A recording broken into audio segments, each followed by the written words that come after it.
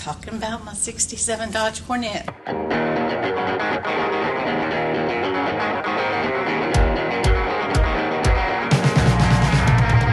She's got a 383 in her, air conditioned automatic, two-door, black on black, and she's a pretty thing when she's fixed up. My name is Cindy Trauber.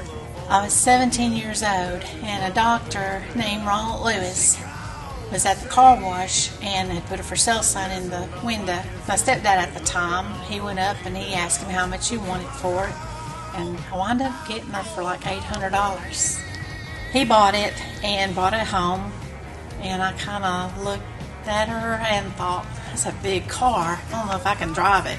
I bought her with my money that I saved in being 17, and you know, she's the first car I ever owned. My sister, that she's passed away now, we were out, we were young teenagers, and got out, and I didn't pay attention to the gas gauge or anything. We was just driving, and next thing you know, I looked down, and we're almost on empty. We got lost. So here we are digging through our pocketbooks looking for pennies to put some gas in the tank. And just wondering, are we going to make it back home? Luckily, we did find some change. It's been a long time since I've drove this car. We kind of knew that she needed work done and didn't have the money to do it, so we just parked her. And with hopes that one day we could get her back on the road. And that's what I told my mom. I said, Mom, if anything I want more than anything is to get that car running and get behind the wheel of it again. I had a lot of people tell me, why don't you go ahead and just get rid of her? She's just taking up space, and I just couldn't part with her. Just the sentimental value to that car just doesn't touch a price tag. And that's what I tell a lot of people. I say, do you still have your first car? No, I wished I did. I still have mine, and my 3 kids and my grandkids are here to see it, so I'm tickled with that. I can't wait for them to ride in it. Wade, my stepdad, he said, well, I got a buddy of mine that I work with, and he said, I think you might be interested in have him come out and see what he thinks, if he'd be willing to take on the job of restoring her. And so Jim was nice. He came out. He took her home with him that day. He wanted to rebuild her for us, so we didn't have the money to restore. And through all that, my husband passed away. And of course, what money we did have saved up had to take care of expenses. And so little by little, I was able to buy a house that I sold. I made a little bit of money off of it. And I said, well, here we go. We're going to get her done. My son, before he was born, this car was his.